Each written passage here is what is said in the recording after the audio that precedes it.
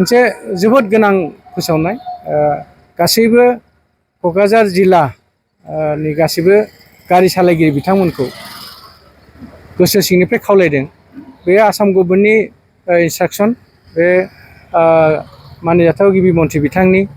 जोंनि बिटिआरनि चिफ प्रमद बर' बिथांनि बिटिआरनि इएम ट्रान्सपर्ट बिथांनि लोगोसे जोंनि क'क्राझार डिस्ट्रिक्टनि डिसि बिथांनि आरो नैबे हान्थामेला बिफान जयै जोङो पुलिसजों जयै माने नैबे हाबाफारिखौ लाबाय थागोन दा जोबोद गोनां बाथ्राया जाहैबाय नैबे फुजानि समाव गोबाङानो जुमाय लोंनानै गारि सालायनायखौ जों नुयो दा जोङो बेखौ चेकिं खालामगासिनो दं आरो गाबोननिफ्राय बे चेकिंआ बिराद बांसिन जागोन माने साननिफ्रायनो चेकिं खालामगोन हरसिम मोनसेल' जायगायाव नङा जेसेबां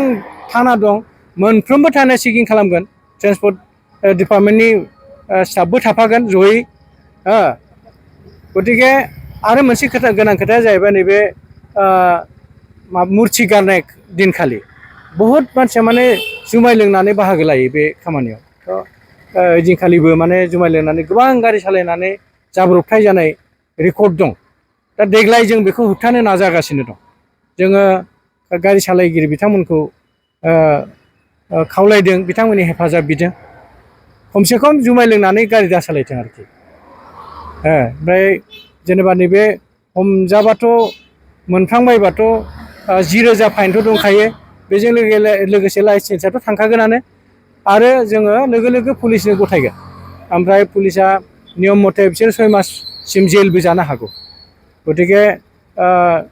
जुमाय लोंनानै गारि दा सालायथारथों बिराद जरदार चेकिं जागासिनो दं गाबोननिफ्राय बांसिन जागोन साननिफ्रायनो चेकिं जागोन हरसिम गतिके रावबो जुमाय लोंनानै बेबायदि गारि दा सालायथारथों आरोखि बेनो खावलायनाय गोजोन्थों। बाजाज बाइक सालायनो मोजां मोनग्रा रायजो राजाफोरनि थाखाय मोनसे गोजोनथाव खौरां सेरफांगुरि बाजाज श'रुमा फुजा 2024 धामाका अफार होगासिनो दं।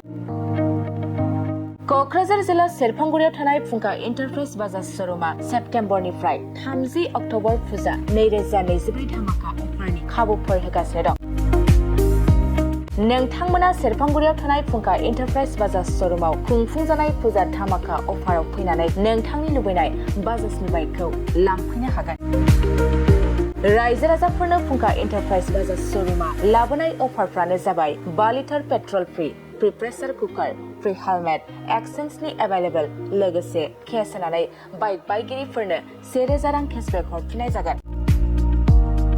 आरो बाइक बायगिरिफोरनो फ्रि लटारि कुपनबो हरनाय जागोन। बे लटारि कुपनाव जाखाङोब्ला washing machine refrigerator android TV smart watch आरो एन्ड्रइड फन बेफोर मोनबा प्राइजफोरखौ मोननो हागोन। नोंथाङा आबुङै मिथिबावनो थाखाय 6003817191 9101598021 आरो 9101547892 जानबुं नम्बराव खौरां लाहरनो हागोन।